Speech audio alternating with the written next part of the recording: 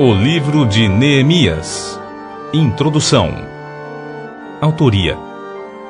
Conforme discutido na introdução ao livro de Esdras, usualmente se pensa que Esdras e Neemias originalmente formavam uma única obra. O compilador, nesse caso, teria feito uso das memórias e anotações pessoais de Neemias, além de outros documentos históricos. Contudo, Neemias, cujo nome em hebraico, Nehemiah, significa Deus é meu deleite, é o historiador dos seus próprios atos e dos acontecimentos de sua época sem a preocupação de escrever uma autobiografia. Como copeiro de Artaxerxes I, função de absoluta confiança do rei, pois era a pessoa que lhe provava toda a bebida e comida a fim de evitar possível envenenamento. Neemias tinha grande influência nas decisões reais, como diante da corte como um de seus conselheiros. Ao ouvir que as muralhas de Jerusalém ainda não haviam sido reconstruídas, e recebendo permissão do rei para ir até a Cidade Santa e corrigir tal situação, demonstrou qualidades nobres e eficazes de liderança e organização, que servem até hoje de princípio e encorajamento para líderes em todas as áreas do conhecimento humano, especialmente no âmbito da Igreja cristã. Em 52 dias o trabalho de reconstrução foi concluído. Como governador de Judá, Neemias demonstrou humildade, integridade, patriotismo, energia, piedade e altruísmo. Depois de 12 anos no cargo, ele retornou por pouco tempo à corte de Artaxerxes, capítulo 1, versículo 1, capítulo 13, versículo 6. E de lá voltou a Judá, onde admoestou seu povo ao arrependimento. Alguns estudiosos e biblistas da atualidade acreditam que muito material usado por Esdras e ou outros autores deste livro, sem dúvida, foi retirado do que seria um diário pessoal de Neemias. Propósitos. A obra completa a história da restauração do remanescente que retornara do cativeiro babilônico, restauração esta iniciada sob a liderança de Esdras. Marca também o começo das 70 semanas de Daniel, Daniel capítulo 9, versículo 25, e fornece o contexto histórico para as profecias de Malaquias. Data da primeira publicação. A questão das datações dos livros de Esdras e Neemias já foram discutidas na introdução ao livro de Esdras. A melhor tradição judaico-cristã, bem como boa parte da crítica especializada atual, acredita numa data para o livro de Neemias em torno de 445 a 425 a.C. Esboço geral de Neemias. Primeiro, Neemias lidera a reconstrução dos muros de Jerusalém. Capítulo 1, versículo 1, ao capítulo 7, versículos 7 e 73. A. O retorno do remanescente à Cidade Santa. Capítulo 1, versículo 1, ao capítulo 2, versículo 20. B. A reconstrução da muralha. Capítulo 3, versículo 1, ao capítulo 7, versículo 4. C. O registro do povo que voltou à cidade. Capítulo 7, versículos 5 ao 73. Segundo, Esdras lidera o povo na renovação da aliança. Capítulo 8, versículo 1 ao capítulo 10, versículo 39. A. A leitura pública da Torá, lei. Capítulo 8, versículos 1 ao 8. B. A atitude do povo do Senhor. Capítulo 8, versículos 9 ao 18. C. O arrependimento do povo. Capítulo 9, versículos 1 ao 38. D. A ratificação da aliança. Capítulo 10, versículos 1 ao 27. E. As responsabilidades decorrentes do novo pacto. Capítulo 10, versículos 28 ao 39. Terceiro. A reforma de toda a nação. Capítulo 11, versículo 1 ao capítulo 13, versículo 31. A. O repovoamento das cidades ao redor de Jerusalém. Capítulo 11, versículo 1 ao capítulo 12, versículo 26. B. A reedificação dos muros da cidade santa. Capítulo 12, versículos 27 ao 47. C. O reavivamento da fé e adoração do povo a Javé. Capítulo 13, versículos 1 ao 31.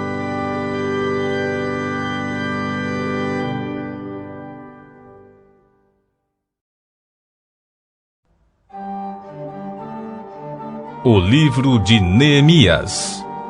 Capítulo 1. Vida de oração e serviço de Neemias. Palavras de Nehemiá ben Hahaliá, Neemias, filho de Hacalias.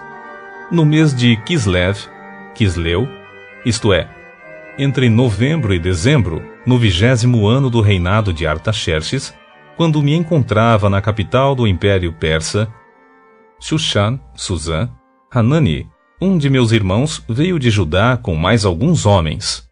Indaguei-lhes pelos judeus que haviam voltado, os que sobreviveram ao cativeiro, e a respeito de Jerusalém. Eles me informaram: aqueles que sobreviveram ao cativeiro e estão vivendo lá na província passam por grande tribulação, privação e humilhação. Tendo ouvido este relato, assentei-me e chorei amargamente. Lamentei por alguns dias, e coloquei-me em jejum e oração diante do Deus dos céus. E desabafei.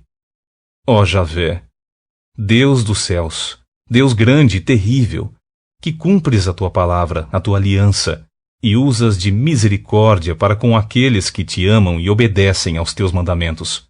Que os teus ouvidos estejam atentos, e os teus olhos contemplem as palavras desta oração que o teu servo está apresentando diante de ti, dia e noite, em favor de teus servos, o povo de Israel.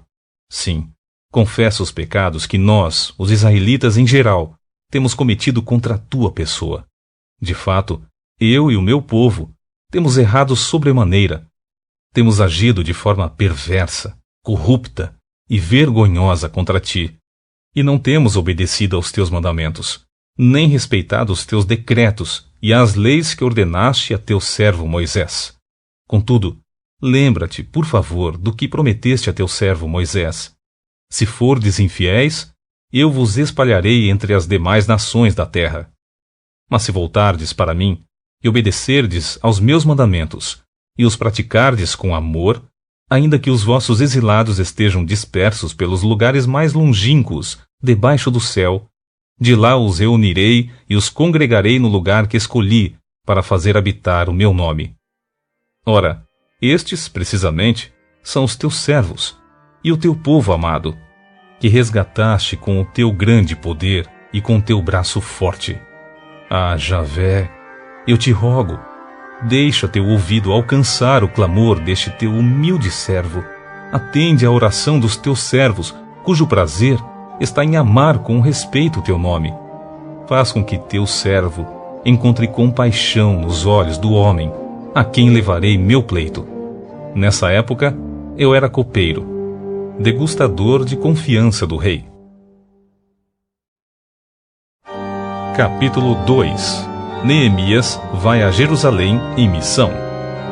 No mês de Nissan, Abibe, isto é, entre março e abril do 20º ano do rei Artaxerxes, na hora de servir-lhe o vinho, levei-o ao rei.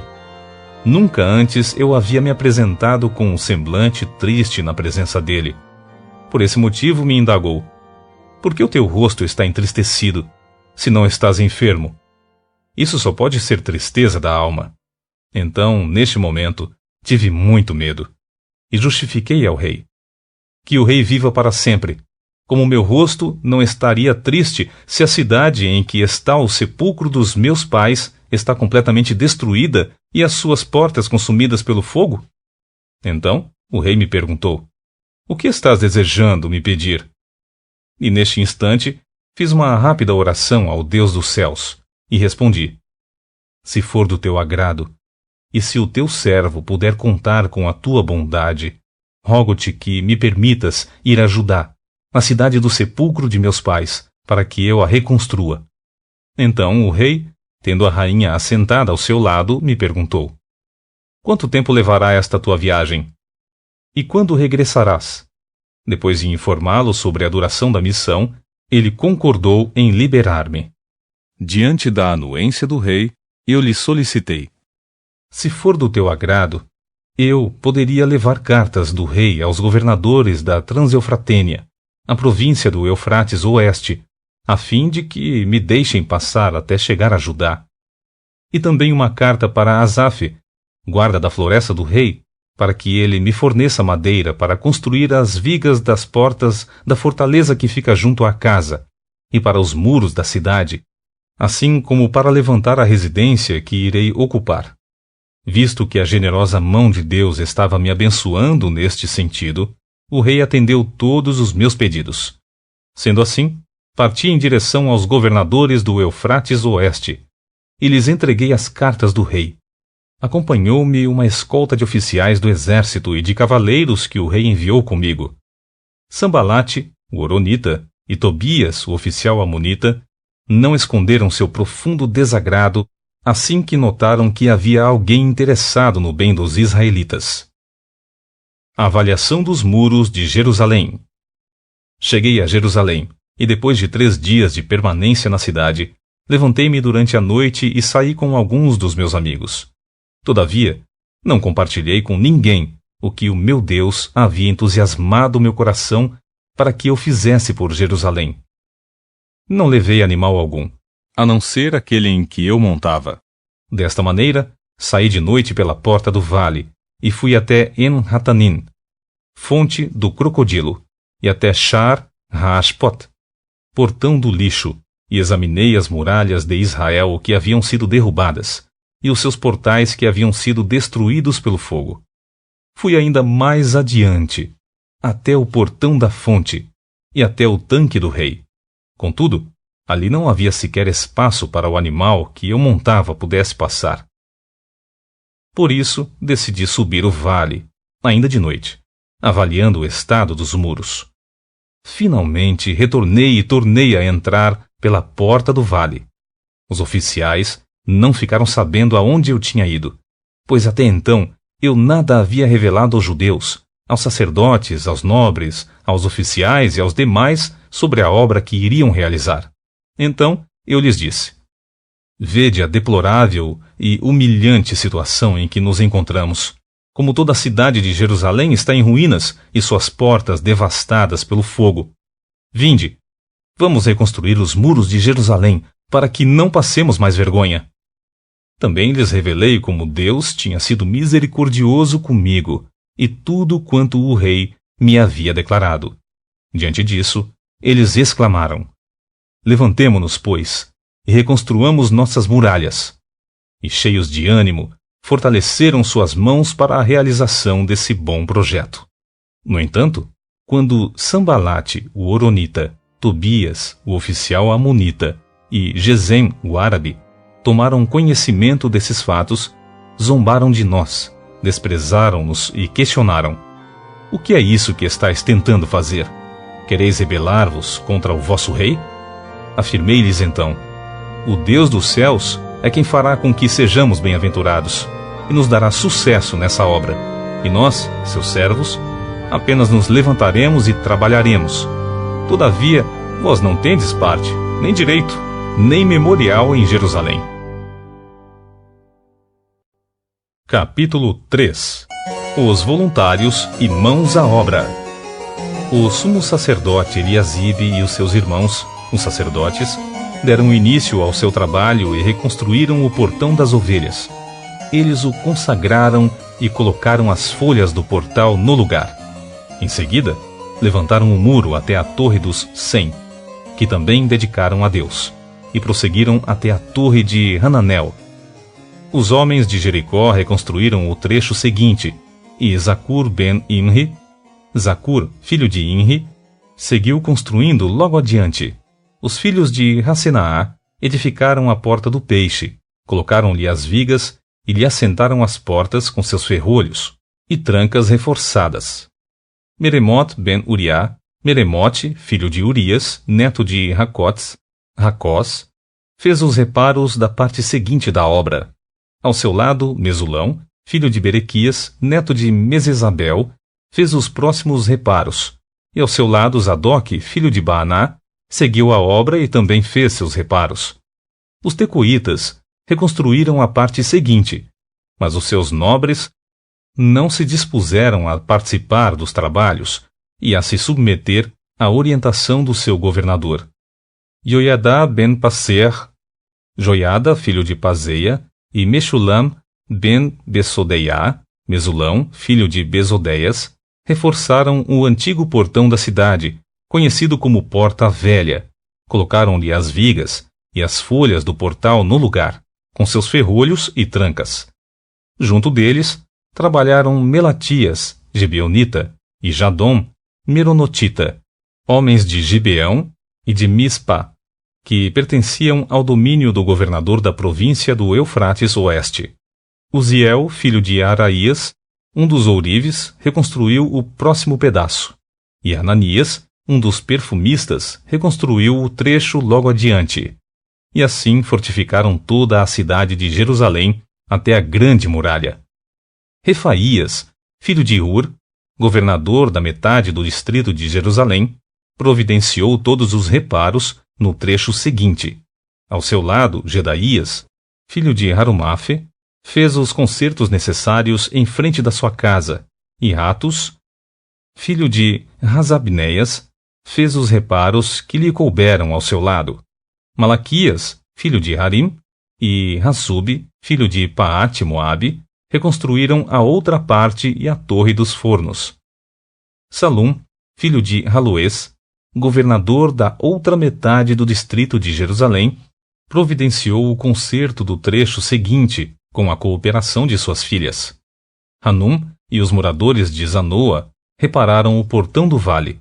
Estes a reconstruíram e colocaram as vigas, e puseram as folhas do portal no lugar, com os seus ferrolhos e trancas.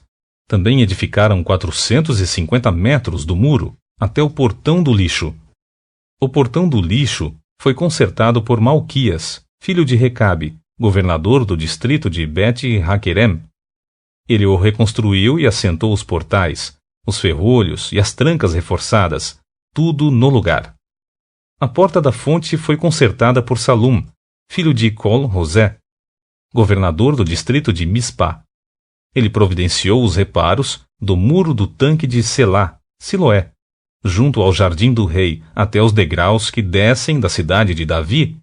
Depois dele, Neemias, filho de Asbuque, governador da metade do distrito de Bet-Zur, providenciou todos os concertos até em frente ao sepulcro de Davi, até o açude artificial, e a casa dos valentes, a residência dos soldados.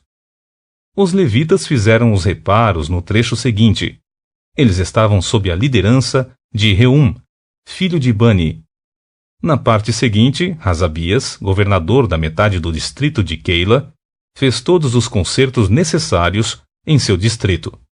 No trecho que vem em seguida, a reconstrução ficou a cargo dos seus compatriotas, sob a supervisão de Bavai, filho de Renadade, governador da outra metade do distrito de Keila.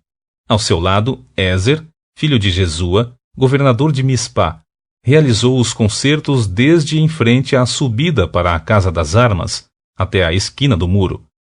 Em seguida, Baruque, filho de Zabal, reparou com grande empenho outro trecho da obra, desde a esquina do muro até a entrada da casa do sumo sacerdote Eliasibe.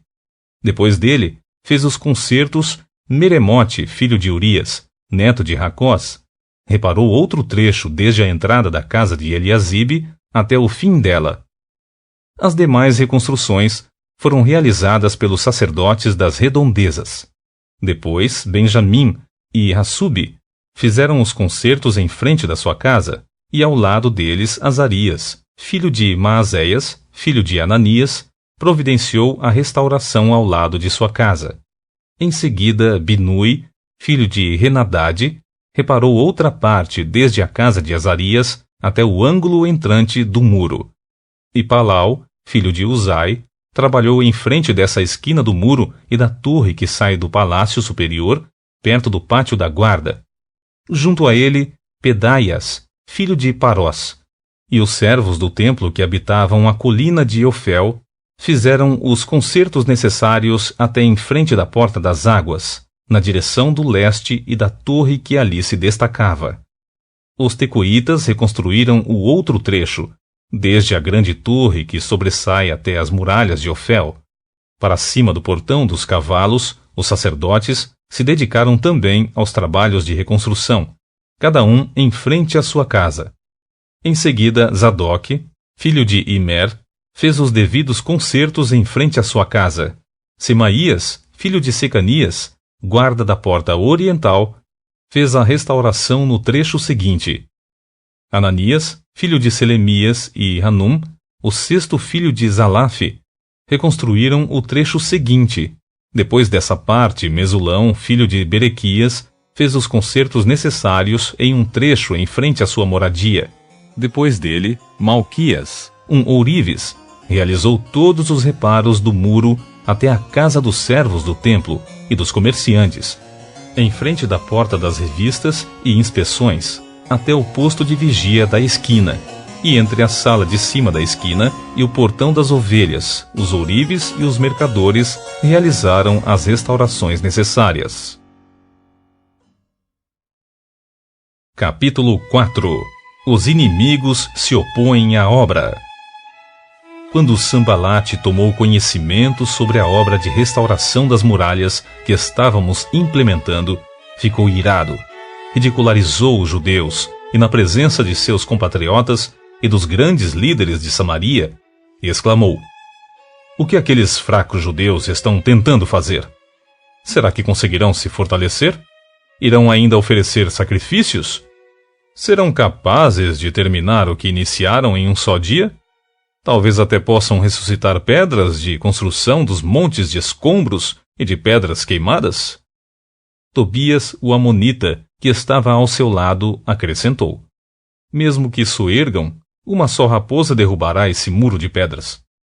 Ó nosso Deus, diante disso, ouve-nos, pois estamos debaixo de grande humilhação e zombarias, e faz recair sobre a cabeça desses perversos o insulto que atiram contra nós para a sua própria vergonha. Faz também que eles sejam levados como escravos para uma terra de cativeiro. Não perdoes os seus erros e pecados, nem apagues as suas afrontas e atitudes más, pois provocaram a tua indignação diante dos construtores.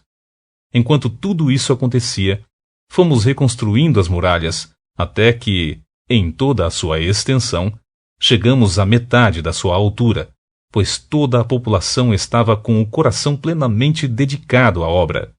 Quando, porém, Sambalate, Tobias, os árabes, os amonitas e os homens de Asdod foram informados que os trabalhos de restauração nos muros de Jerusalém tinham avançado e que brechas estavam sendo fechadas, ficaram furiosos. Então, ajuntaram-se todos de comum acordo para virem atacar Jerusalém e nos causar grande preocupação e confusão. Nós, porém, oramos ao nosso Deus e colocamos guardas para defender-nos deles de dia e de noite. O povo de Judá então começou a comentar: "Os carregadores estão perdendo as forças e ainda há muito entulho. Dessa maneira, não conseguiremos reconstruir as muralhas." E os nossos inimigos ameaçavam: "Antes que percebam qualquer movimento ou sequer possam nos acompanhar com os olhos, estaremos bem ali, no centro da cidade, e vamos liquidá-los e destruir todo o trabalho deles." Os judeus que viviam perto deles 10 vezes nos advertiram: "Cuidado! De todos os lugares onde moram, subirão contra nós de uma vez." Considerando essas informações, posicionei alguns homens do povo atrás dos pontos mais baixos da muralha, nos lugares ainda abertos, divididos por famílias, armados de espadas, lanças e arcos. Fiz uma rápida avaliação geral da situação e declarei aos nobres, aos oficiais, aos magistrados e ao restante da população: "Não os temais de modo algum. Lembrai-vos do Eterno, nosso Deus, grande e poderoso, e lutai com bravura por vossos irmãos, vossos filhos e filhas, vossas esposas e vossas propriedades." as atitudes tomadas pelos obreiros. Quando nossos inimigos descobriram que estávamos bem informados sobre todos os seus planos e que Deus tinha frustrado a sua trama sigilosa, todos nós retornamos à obra no muro, cada um para o seu trabalho específico. Daquele dia em diante, enquanto a metade dos meus homens dedicava-se à restauração da muralha, a outra metade permanecia atenta e armada de lanças, escudos, arcos e couraças. Os chefes e oficiais davam apoio a todo o povo de Judá. Os carregadores, que por si mesmos tomavam as cargas. Cada um, com uma das mãos, fazia a obra e com a outra empunhava a sua arma. Os edificadores, cada um trazia a sua espada à cinta, e assim construíam. O que tocava o chofar, a trombeta, caminhava junto a mim para qualquer alarme que se fizesse necessário. Recomendei aos nobres, aos magistrados, aos oficiais e a toda a população. Grande e extensa é a obra, e nós muito separados, distantes uns dos outros ao longo de todo o muro. Portanto, do lugar de onde ouvirem o toque do chofar, juntem-se o mais rápido possível a nós ali. Nosso Deus lutará por nós. Assim trabalhávamos na obra, metade dos homens prontos para lutar com suas armas à mão, desde o alvorecer até o pôr do sol. Naquela ocasião, eu também ordenei ao povo: cada um de vós, com o seu ajudante, permaneça em Jerusalém, para que de noite nos sirvam de guarda e de dia trabalhem. Nem eu, nem meus irmãos, nem meus companheiros e os guardas que estavam comigo sequer trocávamos de roupa. O tempo todo permanecíamos atentos e de arma na mão. Capítulo 5. Medidas contra a injustiça social. Levantou-se então uma grande queixa popular, a partir dos homens e de suas esposas, contra os judeus. Alguns comentavam: nós, nossos filhos e nossas filhas, somos muitos. Precisamos de trigo para nossa alimentação. Havia também os que desabafavam: penhoramos os nossos campos, as nossas vinhas e as nossas casas, a fim de conseguir um pouco de trigo para comer. E outros que protestavam: tomamos dinheiro emprestado até para pagar o tributo do rei sobre as nossas terras e as nossas vinhas. Nós e nossos compatriotas temos o mesmo sangue, e nossos filhos são como os filhos deles, e mesmo assim estamos sujeitando nossos filhos e nossas filhas à escravidão. Na realidade, algumas de nossas filhas já estão servindo como escravas, e não temos como evitar tal humilhação, porquanto nossas posses, terras e vinhas pertencem a outros. Assim que tomei conhecimento desses fatos e do clamor do meu povo, fiquei indignado. Fiz uma análise completa da situação e então repreendi severamente os nobres e os magistrados, declarando-lhes: estais cobrando juros dos vossos próprios irmãos. E por esse motivo, convoquei uma grande assembleia contra eles. E afirmei-lhes: nós, segundo as nossas posses, compramos de volta os nossos irmãos judeus que tinham sido vendidos aos outros povos. E agora, vendestes os vossos próprios irmãos? Assim eles teriam que ser vendidos a nós outra vez? Eles, diante desta confrontação, não tiveram como responder e ficaram em silêncio. Então, prossegui admoestando-os: o que estais fazendo é injusto. Deveis agir sob a direção do amor respeitoso para com nosso Deus, a fim de evitar a zombaria e a humilhação por parte de outros povos, nossos inimigos. Eu, os meus irmãos e os meus amigos também estamos emprestando dinheiro e trigo ao povo. Todavia, vamos acabar com a cobrança de juros. Devolvei-lhes, pois, hoje mesmo suas terras, campos, vinhas, oliveiras e todas as suas propriedades, bem como todo o valor em juros que cobrastes deles, a 100ª parte do dinheiro, do trigo, do vinho e do azeite. Então eles responderam: restituiremos tudo o que nos pediste, e não exigiremos mais nada deles. Então convoquei os sacerdotes e os fiz jurar que fariam de acordo com o que prometeram.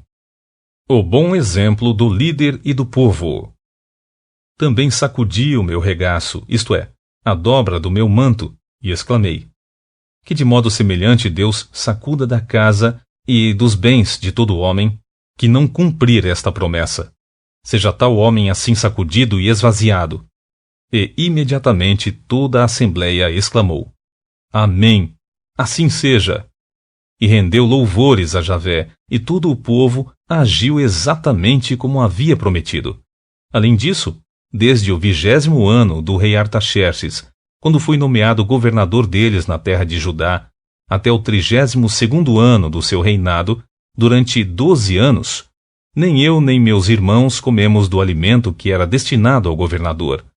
Entretanto, os governadores anteriores, aqueles que me precederam, haviam colocado uma carga pesada de tributos e impostos sobre a população, tomando do povo, todos os dias, 480 gramas de prata, além de comida e vinho. Até os seus servos passaram a oprimir e expoliar o povo.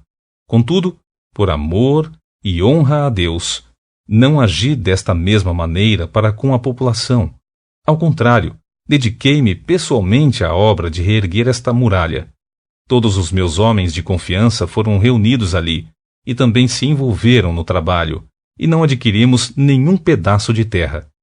Além disso, 150 homens dos judeus e dos magistrados e os que vinham a nós sentavam à minha mesa para as refeições, como também os visitantes de outras nações ao redor de nós. O que se preparava para cada dia era um boi e 6 ovelhas escolhidas. Também à minha custa eram servidas aves e, de 10 em 10 dias, muito vinho de todas as espécies. Nem por isso tomei do povo o dinheiro para a alimentação que a posição de governador me garantia, pois observava quão demasiadas eram as exigências que pesavam diariamente sobre o meu povo. E orava: lembra-te de mim para o meu bem, ó meu Deus, e leva em conta tudo quanto tenho realizado em benefício deste povo. Capítulo 6. Inimigos tentam intimidar o líder. Tendo ouvido Sambalate, Tobias, Gesem, o árabe, e o restante dos nossos inimigos que eu tinha edificado as muralhas e que nelas não havia mais nenhuma brecha, embora até então eu não tivesse instalado os portais em seus devidos lugares, Sambalate e Gesem mandaram-me o seguinte convite: vem, vamos encontrar-nos em uma das aldeias na planície de Ono. Eles, entretanto, estavam tramando fazer-me algum mal. Por essa razão, enviei-lhes mensageiros, com esta explicação: estou executando um grande projeto e não posso descer agora. Afinal, por que eu deveria parar minhas obrigações e deixar a obra para encontrar-me convosco? Eles me enviaram este convite 4 vezes, e todas as vezes lhe dei a mesma resposta. Pela 5ª vez, Sambalate enviou o seu homem de confiança com uma carta aberta na mão. E nessa missiva estava escrito: comenta-se entre as nações, e Gesem é testemunha, que tu e os judeus planejais uma rebelião. Por isso estás reconstruindo os muros. Dizem também que desejas tornar-te rei deles, e que, portanto, nomeaste profetas em Jerusalém para proclamarem a teu respeito a seguinte mensagem: há um rei em Judá. Essas notícias inquietantes chegaram aos ouvidos do rei. Por isso, é bom que venha depressa e esclareçamos este assunto. Então, mandei dizer-lhe: de tudo o que dizes nada corresponde à realidade. Tu, do teu próprio coração, é que o inventas. Porquanto todos eles procuravam atemorizar-nos, ameaçando: as suas mãos largarão a obra, e não se efetuará mais trabalho algum. Agora, pois, ó Deus, fortalece as minhas mãos. Um dia fui à propriedade de Semaías, filho de Delaías, neto de Meetabel, que havia decidido ficar trancado dentro de sua casa. Ao chegar, ele rogou-me: vamos nos reunir na casa de Deus, dentro do templo, a portas fechadas, porquanto eles virão para assassinar-te. Sim, virão matar-te nesta noite. Eu, todavia, lhe afirmei: deveria fugir um homem como eu? Alguém com a minha responsabilidade deveria sair correndo e trancafiar-se no templo tentando salvar a própria pele? Ora, de maneira nenhuma deixarei de enfrentar o problema. E assim, percebi que não era Deus que o enviara a mim, mas ele pronunciou essa profecia com malícia, para me prejudicar, pois havia aceitado o suborno de Tobias e Sambalate. Eles o seduziram e o subornaram a fim de que me assustasse e intimidasse, para que eu agisse da maneira como planejaram. Então, caísse em pecado e eles tivessem como me difamar e ridicularizar-me diante do povo.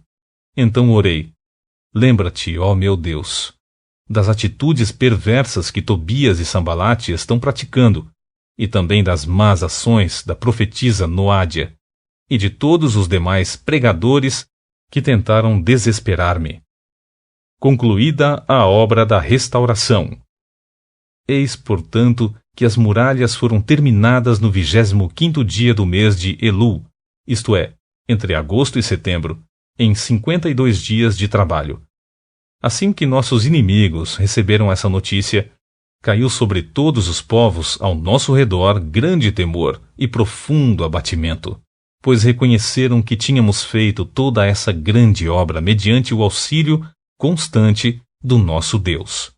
Além disso, naquela época, os nobres de Judá mantiveram intensa correspondência com Tobias, que procurava responder atenciosamente a todas as cartas que recebia, porquanto muitos de Judá estavam comprometidos com ele por juramento, considerando que era genro de Secanias, filho de Ara, e seu filho Joanã havia esposado a filha de Mesulão, neto de Rerequias. Até se atreviam a tecer elogios a ele na minha presença, e informavam a ele tudo quanto eu expressava. E Tobias seguiu escrevendo-me suas mensagens com o propósito de me assustar e fraquejar. Capítulo 7. Lista dos repatriados a Jerusalém. Depois que o muro foi reconstruído e que eu fixei os batentes e as portas no lugar, foram indicados os porteiros responsáveis, os cantores e os levitas. Para governar Jerusalém, nomeei o meu irmão Hanani, e com ele, Ananias, comandante da fortaleza, pois era homem fiel e temente a Deus, mais do que a maioria dos homens. Em seguida, eu os reuni e recomendei a eles: os portões de Jerusalém não poderão ser abertos antes que o sol esteja quente, isto é, alto no céu, e os porteiros devem fechar e trancar as portas antes de deixarem suas posições de serviço. Estabelecei também sentinelas entre os cidadãos de Jerusalém, alguns nos seus postos e outros diante de suas casas. A cidade era imensa, contudo, havia poucos habitantes nela, e as casas ainda não tinham sido totalmente reconstruídas. Então, o meu Deus colocou no meu coração que eu reunisse os nobres, os oficiais e o povo, para registrar as genealogias.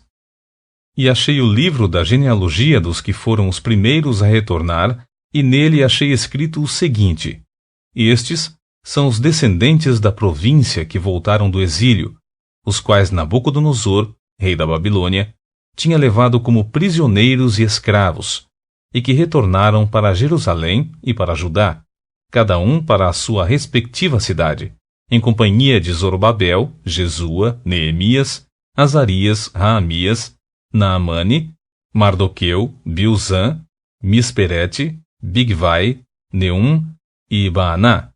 Este é o número dos homens do povo de Israel. Os filhos de Parós, 2.172.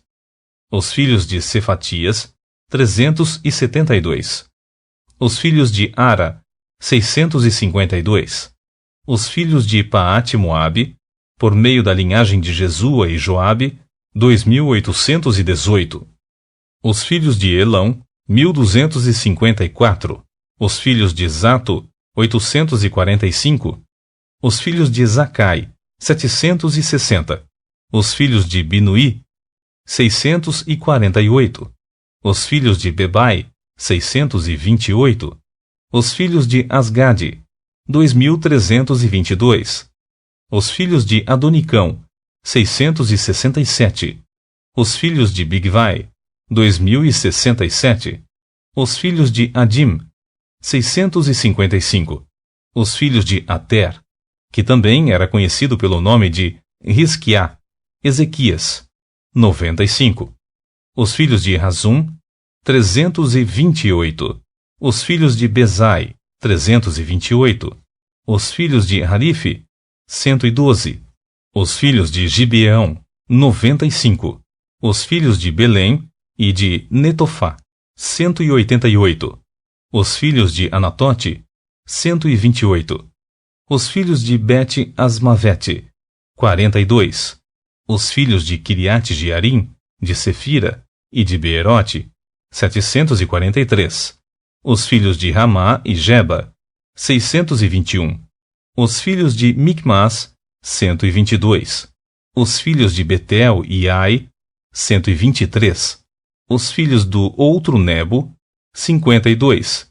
Os filhos do outro Elão, 1254. Os filhos de Harim, 320.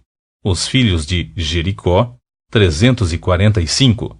Os filhos de Lode, de Hadide e de Ono, 721.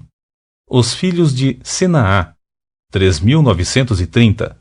Os sacerdotes, os descendentes de Jedaías, por meio da família de Jesua, 973. Os filhos de Imer, 1.052. Os filhos de Pazur, 1.247. Os filhos de Harim, 1.017. Os levitas, os descendentes de Jesua, por intermédio de Cadmiel, da linhagem de Rodevá, 74. Os cantores, os descendentes de Asaf, 148. Os porteiros, os descendentes de Salum, Ater, Talmon, Acube, Hatita e Sobai, 138. Os servidores do templo, os descendentes de Zia, Razufa, Tabaote. Os filhos de Queros, Sai, Padom. Os filhos de Lebana, Hagaba, Salmai. Os filhos de Hanã, Gidel, Gaar. Os filhos de Recaías, Rezim, Necoda. Os filhos de Gazão, Uzá, Pazéia, Bezai, Meunim, Nefuzim, Baquebuque, Racufa, Harur, Baslite, Meida, Harza, Barcos, Císera, Tamá, Nestas e Hatifa. Os descendentes dos servos de Salomão, os filhos de Sotai, Soferete, Perida, Jaala, Darcom, Gidel, Cefatias, Hatil, Poquerete, Razebaim e Amon. Os servos do templo e os filhos dos servos de Salomão, 392. Os que chegaram das cidades de Tel-Melach, Tel-Harsha, Queruv, Adon e Imer, no entanto, não conseguiram provar que suas famílias eram de fato descendentes de Israel.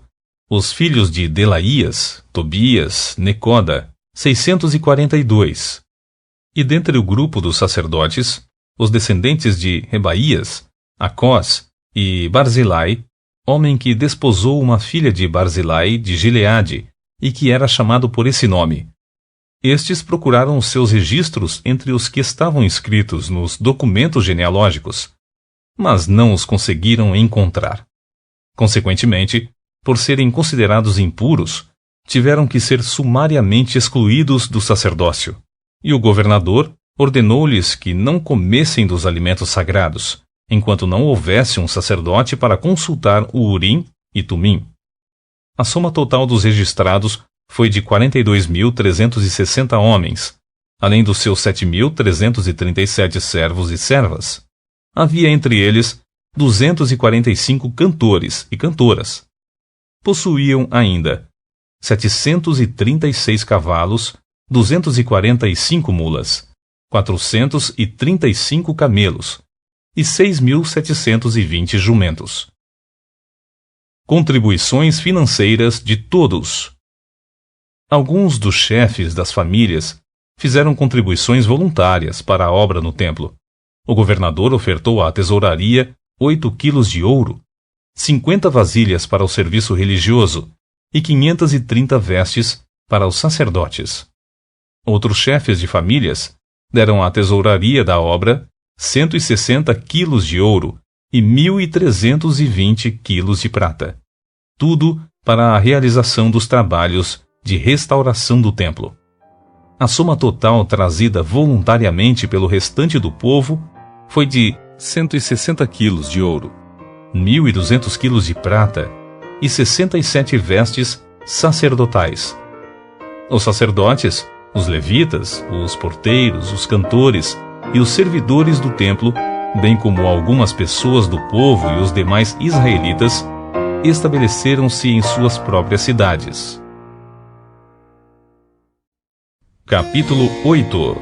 Esdras lê a Torá com todo o povo. Então, como se fosse uma só alma, todo o povo se reuniu na praça central, diante do portão das águas, e rogaram a Esra, Esdras, o escriba e mestre, que trouxesse o livro da Torá, lei de Moisés, que Javé, o Senhor, dera a Israel. E assim, no primeiro dia do 7º mês, o sacerdote Esdras trouxe a Torá, lei, e apresentou-a diante de toda a congregação, que era composta de homens, mulheres, crianças e todos os que podiam entender a leitura. Ele leu a Torá, lei, com grande voz, de frente para a praça, em frente ao portal das águas, na presença de todos os homens, mulheres e crianças que já tinham idade para compreender. Esdras, o mestre, estava posicionado sobre uma plataforma elevada, de madeira, construída especialmente para a ocasião. Ao seu lado, à direita, estavam Matitias, Sema, Anaías, Urias, Ilquias e Maazéias. E à esquerda, colocaram-se Pedaías, Misael, Malquias, Azum, Rasbadana, Zacarias e Mesulão. Então, do alto do palanque, Esdras abriu a Torá diante de todo o povo, e todos podiam vê-lo perfeitamente. E assim que abriu o livro, todo o povo se colocou em pé, em sinal de reverência. Em seguida, Esdras louvou a Javé, o grande Deus, e todo o povo ergueu as mãos, e respondeu a uma só voz: Amém, Amém, assim seja. Verdade. Então, eles adoraram a Javé, o Senhor, prostrados, com as faces encostadas no chão. Os levitas Jesua, Bani, Serebias, Jamim, Acube, Sabetai, Rodias, Maazéias, Quelita, Azarias, Josabade, Hanã e Pelaías orientaram a população quanto à aplicação da lei na vida diária, e todos permaneceram ali. Leram o livro da Torá, lei de Deus, interpretando-o e explicando-o, a fim de que todos os habitantes da cidade pudessem compreender bem os ensinos e prescritos que ouviam. Então Neemias, o governador, e Esdras, o sacerdote e escriba, juntamente com todos os levitas que estavam instruindo o povo, declararam à multidão: Este dia é consagrado a Javé, o Senhor vosso Deus. Não vos entristeceis, nem pranteeis. Pois todo o povo chorava e lamentava os erros cometidos enquanto ouvia as palavras da Torá, lei. E Neemias aproveitou a exortação e dispensou o povo, recomendando: Agora, pois, ide, comei e bebei, gorduras e doçuras, provai do melhor que tiverdes e enviai algo aos que não têm nada preparado para si, pois este dia é santificado a Javé, nosso Senhor. Sendo assim, não vos entristeçais. Então os levitas acalmaram todas as pessoas da assembleia, explicando: Acalmai-vos e ficai em paz, porquanto este dia é santo. Não vos aflijais, nem vos amedrontais. E logo depois, o povo começou a sair dali para comer, beber e distribuir porções de alimento a todos quantos não tinham conseguido arranjar sua própria comida. E todos comemoraram com grande alegria, pois atenderam de coração as palavras que lhes haviam sido ministradas. A festa das tendas ou tabernáculos. No segundo dia do mês, os chefes de famílias de todo o povo, os sacerdotes e os levitas, reuniram-se com o mestre Esdras para ouvirem a exposição da Torá, lei e seus ensinos. Então, descobriram no texto da Torá, lei, que Javé, o Senhor, havia ordenado por intermédio de Moisés, que os israelitas habitassem em tabernáculos, cabanas, durante a festa do 7º mês. Por esse motivo, proclamaram em todas as suas cidades e em Jerusalém: Saí ao monte, e trazei ramos de oliveiras, ramos de zambujeiros, ramos de árvores frondosas, para fazerdes tendas, segundo as orientações do que está escrito.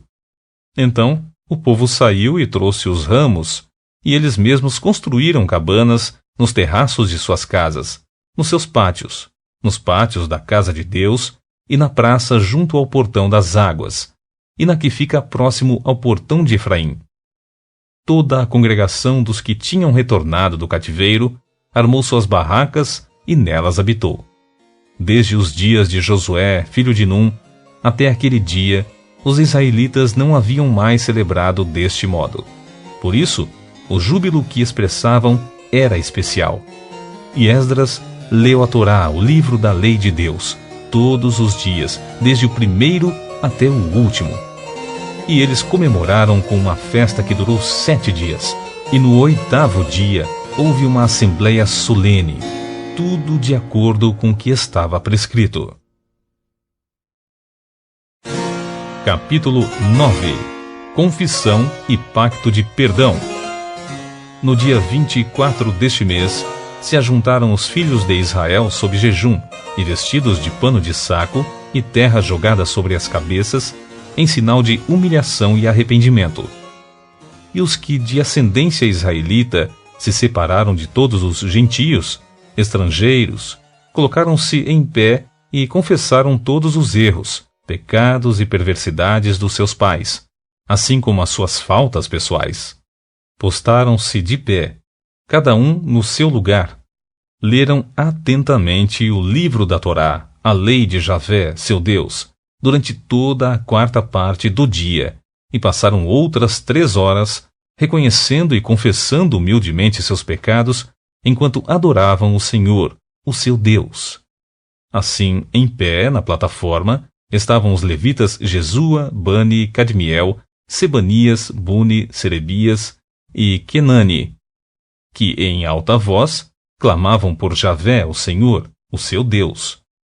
E os levitas Jesua, Cadmiel, Bani, Hasabneias, Serebias, Rodias, Sebanias e Petaías conclamavam a população exclamando: Levantai-vos, bendizei a Javé, o Eterno vosso Deus, que vive desde sempre e eternamente. Bendito seja o teu glorioso nome. A tua majestade está acima das maiores expressões de louvor. Só tu és Javé, o Senhor. Criaste os céus e o universo, com todos os seus elementos, a terra e tudo quanto nela existe, os mares e tudo quanto neles há, e tu concedes o dom da vida a todos os seres. E os exércitos dos céus te adoram continuamente. Tu és Javé, ó Senhor eterno, o Deus que escolheu Abraão e o tirou de Ur dos Caldeus, e mudou o seu nome para Abraão, dando-lhe um novo significado. Observaste que o coração dele era leal a ti, e celebraste com ele uma aliança, mediante a qual darias aos descendentes dele a terra dos cananeus, dos heteus, dos amorreus, dos perizeus, dos jebuseus e dos girgazeus. E tu cumpriste a tua promessa, pois és justo. Contemplaste também a aflição de nossos antepassados no Egito, e ouviste o clamor deles diante do Mar Vermelho. Realizaste sinais prodigiosos e maravilhas em igual contra Faraó, e contra todos os seus oficiais, e contra todo o povo da terra dele, pois sabias com que arrogância eles os haviam tratado. Assim, passaste a ser conhecido e temido em toda a terra, e tua fama permanece até nossos dias. Dividiste o mar diante do teu povo, de modo que puderam atravessar a seco. Entretanto, logo em seguida, lançaste os seus perseguidores nas profundezas, como uma pedra em águas impetuosas. E mais, tu guiaste teu povo de dia com uma coluna de nuvem, e de noite com uma coluna de fogo, a fim de marcar e iluminar o caminho em que deveriam andar. Desceste sobre o monte Sinai, dos altos céus, falaste com o teu povo, e lhes deste normas justas, leis verdadeiras, e orientações e mandamentos bons e úteis. Fizeste-os conhecer o teu santo Shabat, sábado, e lhes deste mandamentos, orientações, decretos e leis por intermédio de Moisés, teu servo. Durante aquele período de fome, lhes enviaste maná, pão do céu, e na sede, tu mesmo lhes tiraste água da rocha. Orientaste teu povo para adentrar e tomar posse da terra, que, sob juramento, havias prometido dar-lhes como herança.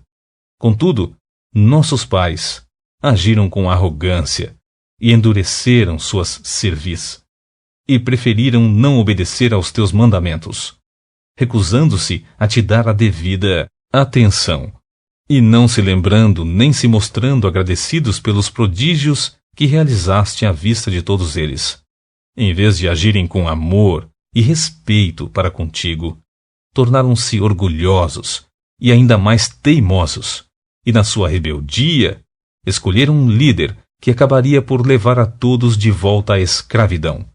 Tu, no entanto, és um Deus sempre disposto a perdoar, bom, amoroso, misericordioso, leal, tardio em irar-se, longânime, e, portanto, não os abandonaste. Mesmo quando chegaram a ponto de fundir para si um ídolo em forma de bezerro, e o adoraram proclamando que aquele era o Deus que os havia tirado do Egito, e mesmo quando cometeram ainda outras blasfêmias, tu, ó Deus, não os abandonaste no deserto por causa da tua grande compaixão. De dia, a coluna de nuvem não cessou de guiá-los pelo caminho, nem a coluna de fogo durante as noites deixou de iluminar o caminho no qual deveriam andar. Também lhes concedeste o teu bom e grandioso Espírito para instruí-los. Não retiraste da boca do povo o teu maná, pão, e quando tiveram sede, lhes proveste a boa água. Durante 40 anos os sustentaste no deserto, e nada lhes faltou. As suas vestes não envelheceram, nem seus pés sofreram qualquer inchaço. E ainda lhes deste reinos e povos, que lhes repartisse em porções. Assim, conquistaram a terra de Sion, rei de Hesbom, e a terra de Og, rei de Bazã. Multiplicaste os seus filhos como as estrelas do céu, e trouxeste-os à terra de que tinhas dito a seus antepassados, que nela adentrariam para a possuírem. Entraram os filhos e tomaram posse da terra. Abateste perante eles os habitantes da terra, os cananeus, e lhes entregaste nas mãos, como também os reis e os povos da terra, para fazerem deles conforme a sua vontade. Conquistaram cidades fortes e terra fértil, e tomaram casas repletas de toda a espécie de bens e provisões, cisternas já cavadas, vinhas e olivais e muitas árvores frutíferas. Assim, eles comeram, fartaram-se e engordaram, e aproveitaram todas as coisas boas que lhes deste pela tua incomensurável bondade. Ainda assim, teimaram em ser desobedientes e se rebelaram contra a tua pessoa. Deram as costas para a tua santa Torá, lei. Mataram os teus profetas, que os tinham admoestado e advertido a fim de que se voltassem para ti, e te fizeram ofensas abomináveis. Por esse motivo, os entregaste nas mãos de seus inimigos, que os oprimiram. Mas, quando foram humilhados, clamaram a ti. Dos céus tu os ouviste, e na tua grande misericórdia concedeste-lhes libertadores, que os livraram das mãos de seus inimigos. Todavia, assim que voltavam a sentir seguros, em paz e descansados, tornavam a pensar e praticar tudo o que é mau e reprovável diante de ti. Então, os abandonavas às mãos de seus inimigos, para que dominassem sobre eles e os castigasse. E, quando novamente clamavam a ti dos céus, tu os ouvias e na tua grandiosa compaixão os livravas, vez após vez. Tu os advertiste a fim de que retornassem à tua Torá, lei. No entanto, eles insistiram em sua arrogância, e desobedeceram aos teus mandamentos. Pecaram contra as tuas ordens expressas, pelas quais o homem vive se lhes obedece de todo o coração. Cheios de teimosia e insensatez, te viraram as costas, tornaram-se, portanto, inflexíveis, e se negaram a dar-te ouvidos. Contudo, durante muito tempo, foste paciente com eles. Por teu espírito, por intermédio dos teus profetas, os advertiste. Todavia, não te deram ouvidos nem atenção, de maneira que tivesse de entregá-los nas mãos dos povos limítrofes. Graças, porém, à tua grandiosa misericórdia, não os destruíste por completo, pois és Deus bondoso e generoso. Agora, pois, nosso Deus, ó Deus portentoso, amoroso, justo, temível, leal à tua aliança e misericórdia, não fiques indiferente a toda a aflição que se abateu sobre nós, sobre nossos reis e sobre os nossos líderes, sobre os nossos sacerdotes e sobre os nossos profetas, assim como sobre os nossos antepassados e sobre todo o teu povo, desde a época dos monarcas da Assíria até estes nossos dias. Em tudo o que nos sobreveio, agiste com todo amor e justiça. Procedeste com lealdade para conosco, mesmo quando fomos infiéis a ti. Nossos reis, chefes, comandantes, líderes, sacerdotes e nossos pais não seguiram o que ensina a tua santa Torá, lei. Não escolheram ouvir e obedecer os teus mandamentos, nem as tuas admoestações e advertências que claramente lhes comunicaste. Mesmo quando estavam no reino deles, desfrutando da tua grande amabilidade na terra espaçosa e fértil que lhes entregaste, eles não te serviram nem abandonaram os seus maus hábitos e caminhos enganosos. Eis que hoje estamos, uma vez mais, escravos e escravas na própria terra que concedeste aos nossos antepassados para usufruírem dos seus frutos e de todas as boas dádivas que brotam da terra. Por causa dos nossos pecados, a sua abundante e valiosa produção agora é entregue aos reis que colocaste sobre nós. Eles mandam sobre a vida de cada um de nós e são proprietários de nossos bens e rebanhos. Agem como bem lhes parece, e nossa humilhação e tristeza não têm limites. Considerando, portanto, tudo isso, decidimos estabelecer um pacto, por escrito, e assinado por nossos príncipes, líderes, assim como por nossos levitas e sacerdotes. Capítulo 10. O pacto do povo em guardar a Torá. Então, seguiu-se a assinatura de um documento de aliança e acordo, e eis a relação dos que o assinaram. Neemias, o governador e líder principal, filho de Acalias, e os demais sacerdotes, Zedequias, Seraías, Azarias, Jeremias, Pazur, Amarias, Malquias, Ratus, Sebanias, Maluque, Harim, Meremote, Obadias, Daniel, Ginetom, Baruque, Mensulão, Abias, Miamim, Maazias, Bilgai e Semaías. Dos levitas, Jesua, filho de Azanias, Binui, dos filhos de Renadade, Cadmiel e seus companheiros, Sebanias, Odias, Quelita, Pedaías, Hanã, Mica, Reobe, Razabias, Zacur, Serebias, Sebanias, Odias, Bani e Benino. Dos líderes do povo, Parós, Paate-Moabe, Elão, Zato, Bani, Buni, Asgade, Bebai, Adonias, Bigvai, Adim, Ater, Ezequias, Azur, Rodias, Razum, Bezai, Harife, Anatote, Nebai, Magpias, Mesulão, Rezir, Mesesabel, Zadok, Jadua, Pelatias, Anã, Anaías, Oséias, Hananias, Assub, Aloés, Piléa, Sobeque, Reum, Azabna, Maazéias, Aías, Hanã, Anã, Maluque, Harim e Baaná.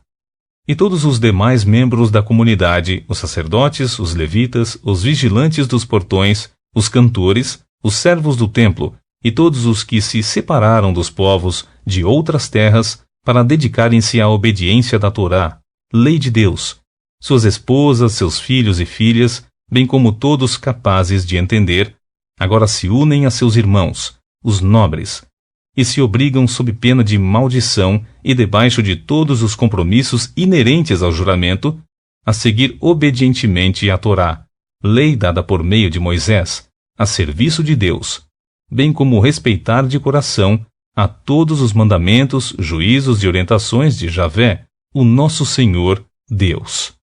Prometemos não dar nossas filhas em casamento aos povos pagãos que nos rodeiam, tampouco aceitar que as filhas deles se casem com os nossos filhos. Quando os povos vizinhos, habitantes da terra, trouxerem mercadorias, provisões ou cereais para venderem no Shabat, sábado, ou em dia de festa, não compraremos deles nesses dias santificados para nós. A cada 7 anos, abriremos mão de trabalhar a terra e perdoaremos todas as dívidas. Além disso, assumimos a responsabilidade de, segundo ordena o mandamento, dar anualmente 4 gramas de prata para o serviço do templo de nosso Deus. Para a preparação dos pães consagrados, isto é, os pães que ficavam sobre a mesa no santuário, para as ofertas regulares de cereal e para os holocaustos, os sacrifícios totalmente queimados para as ofertas dos sábados, das festas de lua nova e das festas com datas fixas, bem como as ofertas sagradas, para as ofertas pelo pecado a fim de fazer propiciação por Israel e para as necessidades do templo de nosso Deus. Também lançamos sortes entre as famílias dos sacerdotes, dos levitas e do restante da população, com o objetivo de escalar anualmente a família que ficará responsável pelo suprimento de lenha ao templo de nosso Deus, na época determinada, para queimar sobre o altar de Javé, o Senhor nosso Deus, segundo está escrito na Torá, lei. Da mesma forma, assumimos o dever de trazer anualmente ao templo de Javé os primeiros frutos de nossas colheitas e de toda a árvore frutífera. De acordo com o que também está registrado na Torá, lei, trataremos o primeiro de nossos filhos e a primeira cria de nossos rebanhos, tanto de ovelhas como de bois, para o templo de nosso Deus, para os sacerdotes que ali estiverem, dedicados ao serviço religioso. Traremos ainda para os sacerdotes e para os depósitos do templo do nosso Deus a nossa primeira massa feita de cereal moído, e as nossas primeiras ofertas de cereal, do fruto de todas as nossas árvores, e de nosso vinho e azeite. E traremos o dízimo das nossas colheitas para os levitas, pois são eles que recolhem os dízimos em todas as cidades onde trabalhamos. E um sacerdote descendente de Arão deverá estar acompanhando os levitas quando estes receberem os dízimos. Os levitas, de igual maneira, devem trazer todos os dízimos dos dízimos ao templo do nosso Deus, aos depósitos do templo. E os israelitas, inclusive os levitas, devem trazer ofertas de cereal, de vinho e de azeite para os depósitos onde se guardam os utensílios para o santuário. É onde os sacerdotes ministram e onde os vigias das portas e os cantores se posicionam. Eis, portanto, que não havemos jamais de tratar a casa do nosso Deus de maneira desleixada. Capítulo 11. A população judaica em Jerusalém. Os príncipes líderes dos israelitas decidiram morar em Jerusalém, mas o restante do povo fez um sorteio para que, de 10 pessoas, uma viesse também residir em Jerusalém, a santa cidade. As outras 9 deveriam permanecer em suas próprias cidades. O povo rogou bênçãos sobre todos os homens que se apresentaram voluntariamente para habitar em Jerusalém. Os israelitas, sacerdotes, levitas, obreiros do templo e os descendentes dos servos de Salomão moravam nas cidades, cada um em sua propriedade. Portanto, estes são os chefes da província, que se fixaram em Jerusalém e nas cidades de Judá. Além deles, vieram também pessoas de Judá e de Benjamim, todos para residirem em Jerusalém. Dentre os descendentes de Judá chegaram Ataías, filho de Uzias, neto de Zacarias, bisneto de Amarias, Amarias era filho de Cefatias e neto de Maalaleel, descendente de Pérez. Maazéias, filho de Baruque, neto de Col-Rosé, bisneto de Razaías.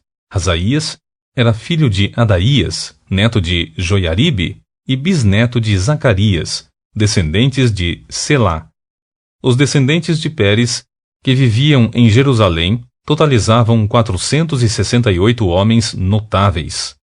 Dentre os descendentes de Benjamim, Salu, filho de Mesulão, neto de Joede, bisneto de Pedaías, que era filho de Colaías, neto de Maazéias, bisneto de Itiel, tetraneto de Jesaías. Os seguidores de Salu, Gabai e Salai totalizavam 928 homens. Joel, filho de Zicre, era o chefe da cidade, o oficial superior entre eles, e Judá, filho de Rassenua, era responsável pelo segundo distrito da cidade. Dentre os sacerdotes, Jedaías, filho de Joiaribe, Jaquim, Seraías, filho de Ilquias, neto de Mesulão, bisneto de Zadok, que era filho de Meraiote, neto de Aitube, superintendente da casa de Deus. E seus companheiros, que faziam todo o trabalho do templo, totalizavam 822 homens. Adaías, filho de Jeroão, neto de Pelaías, bisneto de Anze, era filho de Zacarias, neto de Pazur, bisneto de Malquias. E seus colegas, que eram chefes de famílias, totalizavam 242 homens. Amassai, filho de Azareel, neto de Azai, bisneto de Mesilemote, tetraneto de Imer, e os seus companheiros, que eram também valorosos, totalizavam 128 homens. Dentre os levitas, Semaías, filho de Hassube, neto de Asricão, bisneto de Razabias, tetraneto de Buni, Sabetai e Josabade, dois dos líderes dos levitas, encarregados do serviço externo da casa de Deus. Matanias, filho de Mica, neto de Zabdi, bisneto de Asaf, o ministro de adoração e louvor, que convocava o povo e dava início aos hinos, cânticos, ações de graças e às orações.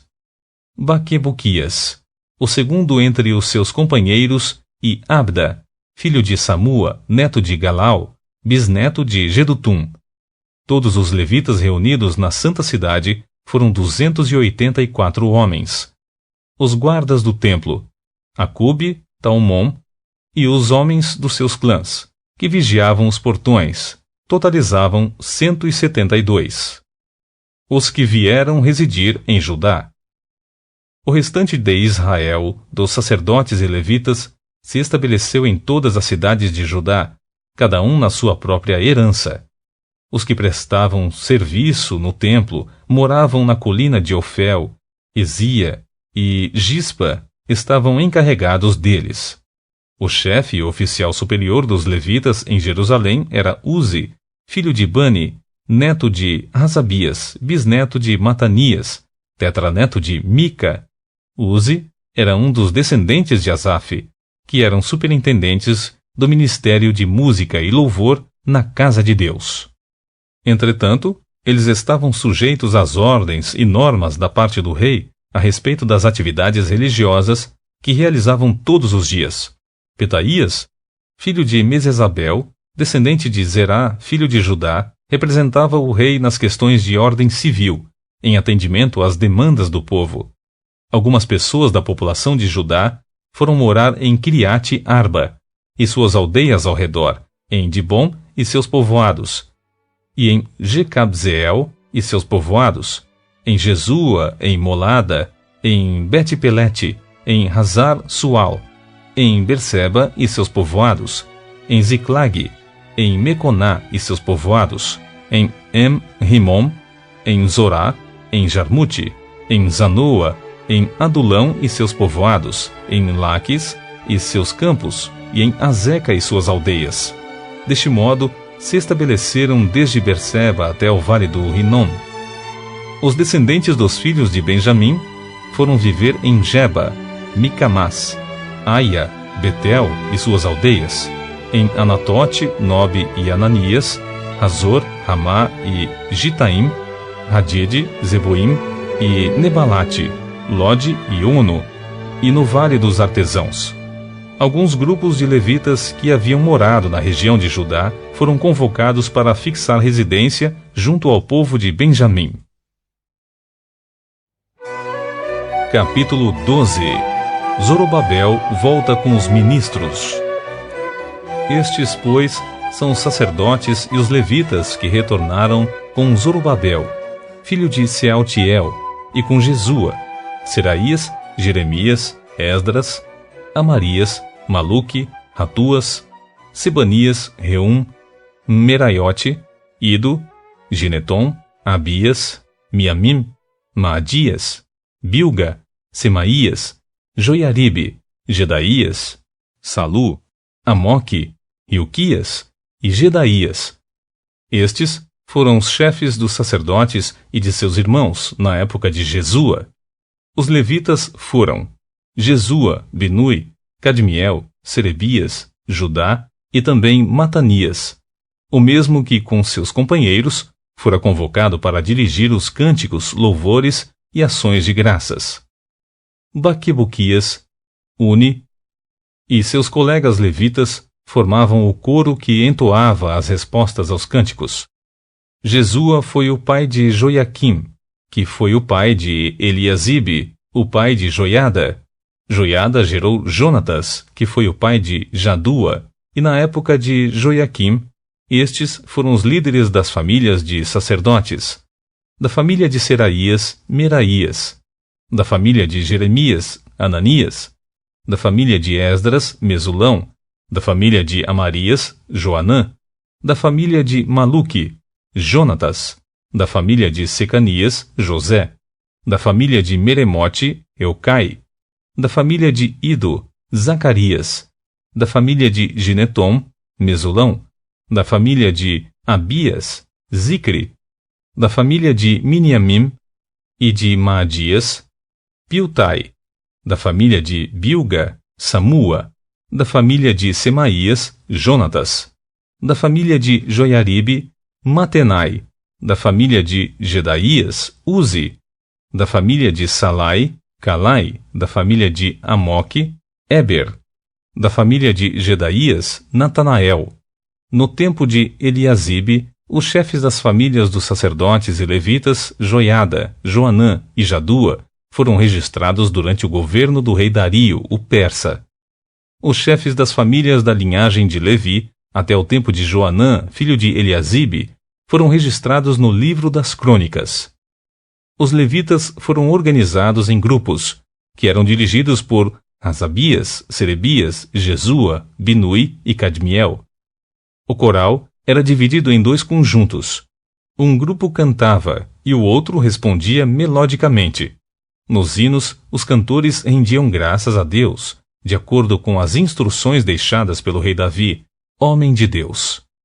Matanias, Baquebuquias, Obadias, Mesulão, Talmom e Acube eram guardas dos portões e vigiavam os celeiros erguidos próximos aos portões da cidade.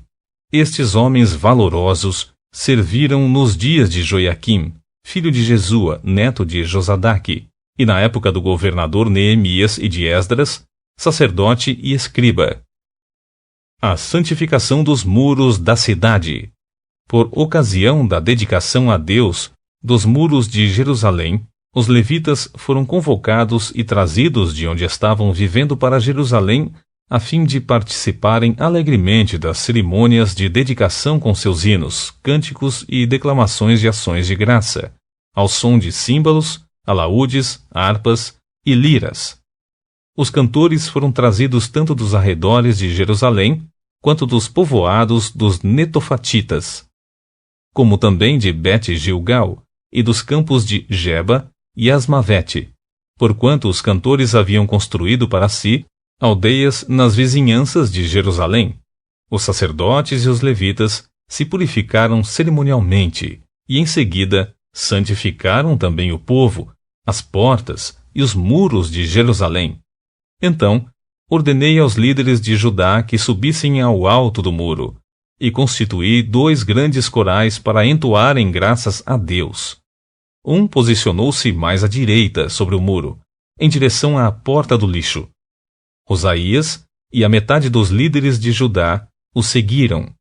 Azarias, Esdras, Mesulão, Judá, Benjamim, Semaías e Jeremias, e dos filhos dos sacerdotes, levando trombetas, Zacarias, filho de Jonatas, filho de Semaías, filho de Matanias, filho de Micaías, filho de Zacur, filho de Asaf, e seus irmãos Semaías, Azarel, Milalai, Gilalai, Maai, Netanel, Judá e Hanani, com os instrumentos musicais de Davi, homens de Deus, e Esdras, o mestre escriba, ia diante deles.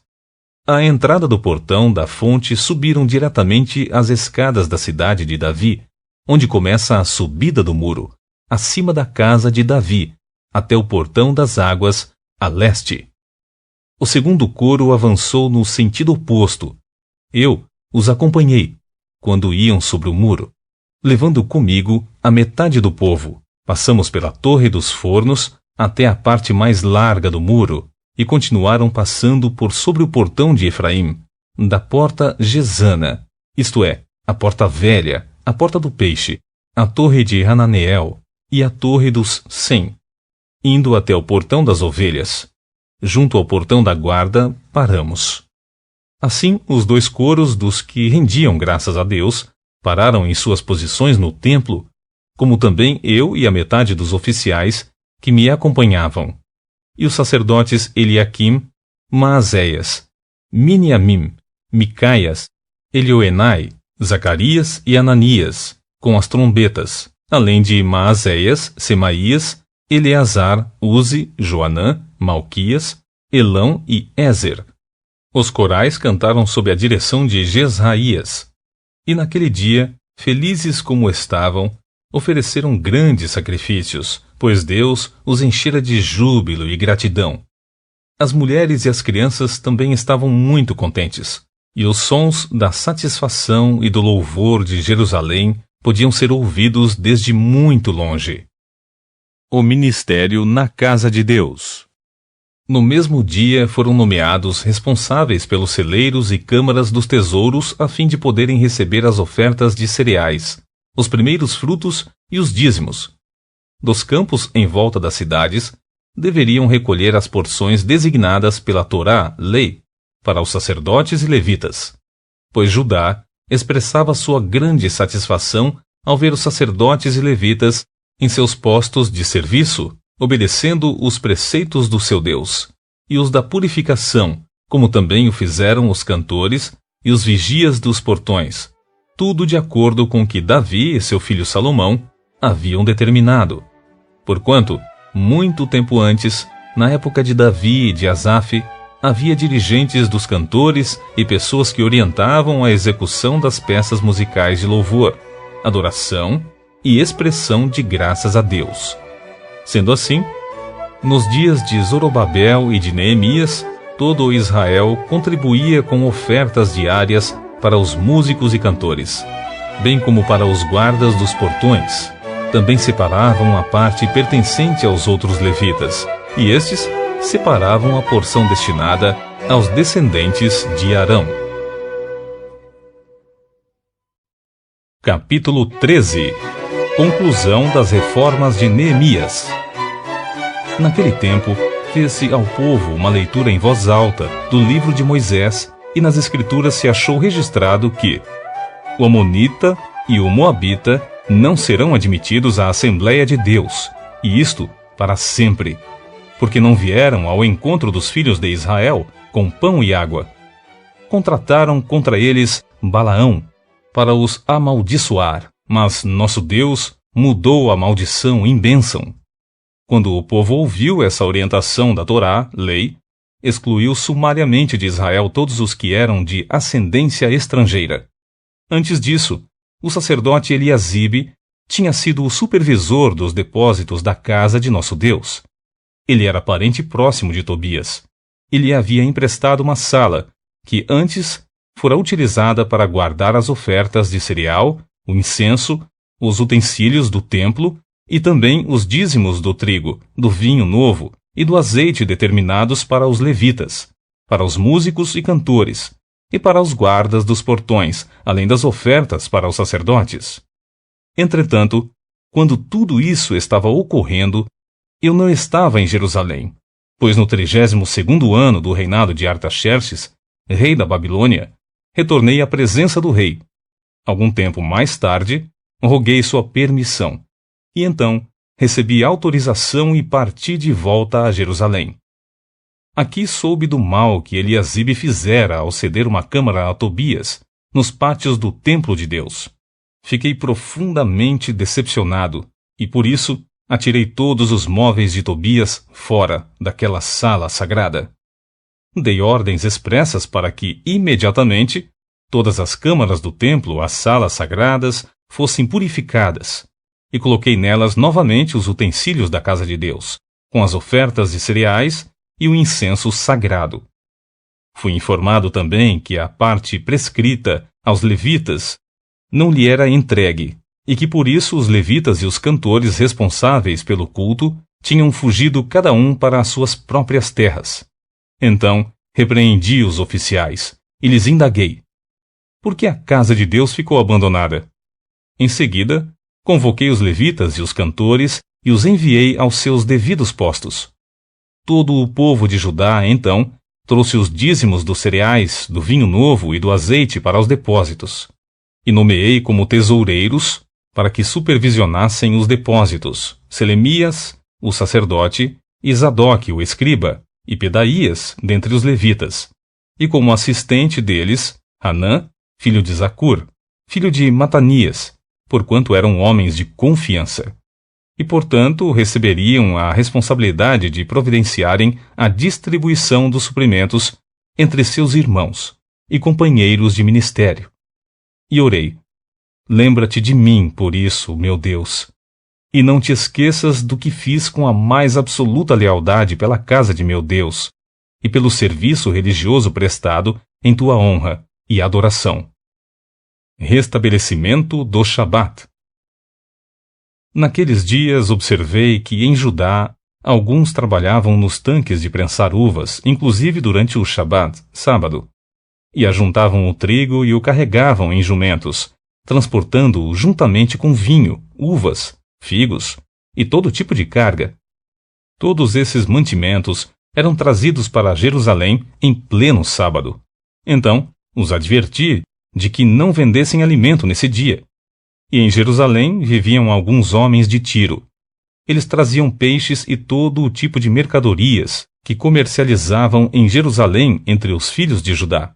Por esse motivo, censurei os nobres de Judá e lhes questionei: por que estáis praticando um mal tão grande, profanando o dia do Shabat, sábado?